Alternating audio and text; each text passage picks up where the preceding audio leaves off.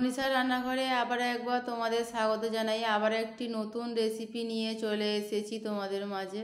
আজকে আমি বানাবো ঝরঝরে সিমুই বা পোলাও সিমুই। আমি কিভাবে বানাই চলো তোমাদের সাথে শেয়ার করব।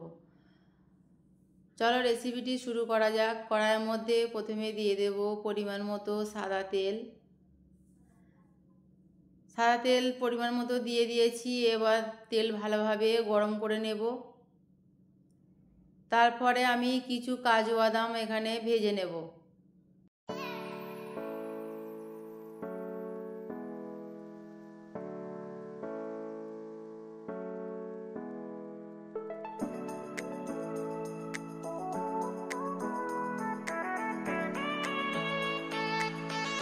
কাজু বাদাম ভাজা হয়ে গেছে, হালকাভাবে ভেজেছি। ওর মধ্যেই দিয়ে দেব কিছু কিশমিশ। আবারও ভালোভাবে সব কিছু ভেজে নেব। ভাজা হয়ে গেছে কাজু বাদাম কিশমিশ, উঠিয়ে নেব।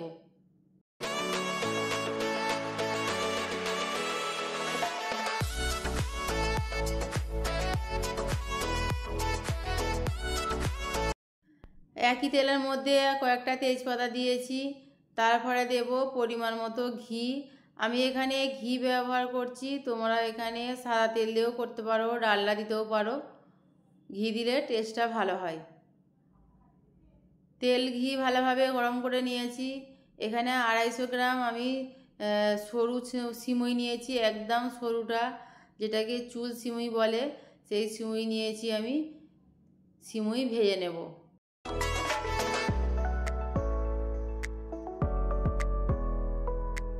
গ্যাসের ফ্লেম আমি লো টু মিডিয়ামে রেখেছি। লো টু মিডিয়াম আছে, সিমুই ভেজে নেব। বেশি গ্যাসের ফ্লেম জোর দিলে সিমুই পুড়ে যাবে, ভালোভাবে ভাজা হবে না। সেই জন্য আমি গ্যাসের ফ্লেম লো রেখেছি, লোই রাখতে হবে। উল্টে পাল্টে ধৈর্য সহকারে সিমুই ভেজে নেব।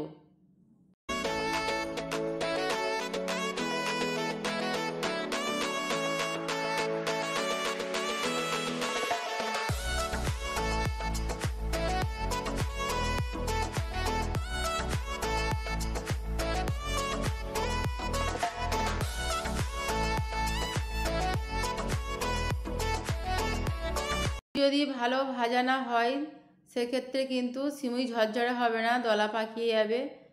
সেই জন্য ভালোভাবে সিমুইটাকে ভেজে নিতে হবে।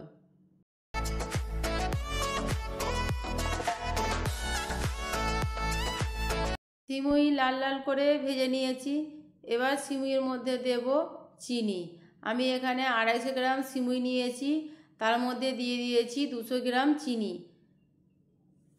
তারপরে আমি এখানে দেব লিকুইড দুধ 1 কাপের মতো নিয়েছি। চিনি গলে অনেকটাই পানি বেরিয়ে যাবে, সেই জন্য আমি অল্প করেই দুধ দিয়েছি। তারপরে দেব 2টো এলাচ থেতো করে, অল্প একটু লবণ, মিষ্টিটাকে ব্যালেন্স করার জন্য বা মিষ্টির স্বাদ বাড়াবার জন্য অল্প একটু লবণ দিয়েছি।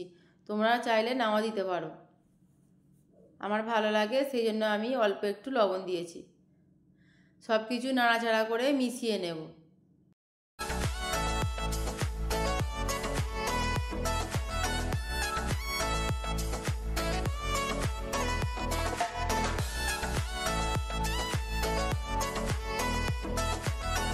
চিনি এখনও গলতে বাকি আছে, চিনি এখনও মোটা মোটা দানাগুলো রয়ে আছে। সেগুলোকে আমি গলার জন্য আমি ঢাকা দিয়ে 5 থেকে 6 মিনিট রান্না করে নেব। একদম গ্যাসের ফ্লেম আমি লোতে রেখে দিয়েছি। 5 থেকে 6 মিনিট পর আমি ফিরে এসেছি, ঢাকা খুলে দেখে নেব চিনি গলে গেছে কিনা। চিনি গলে গেছে, সিমুইটাও ভালোভাবে রান্না হয়ে গেছে। একটু দলা দলা পাকিয়ে আছে মনে হচ্ছে, কিন্তু একটু পরে ঠান্ডা হয়ে গেলে সিমুই ঝরঝরে হয়ে যাবে।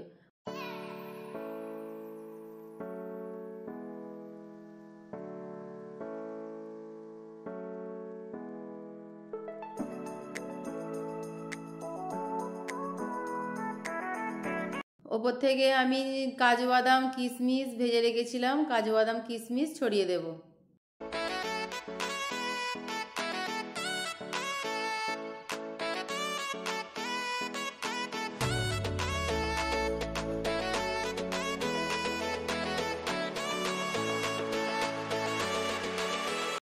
আবারও কিছুক্ষণ ঢাকা দিয়ে রেখে দেবো। এই পর্যায়ে আমি গ্যাসের ফ্লেম অফ করে দিয়েছি। আবারও 5 থেকে 6 মিনিট ঢাকা দিয়ে রেখে দিয়েছিলাম, তারপরে আবারও খুলে চেক করে নেব। এখানে একটা আমি কাঁটা চামচ নিয়েছি, কাঁটা চামচ দিয়ে আমি সিমুইগুলো ভালোভাবে ছাড়িয়ে নেব। সিমুই যত ঠান্ডা হবে তত সিমুই ঝরঝরে হয়ে যাবে।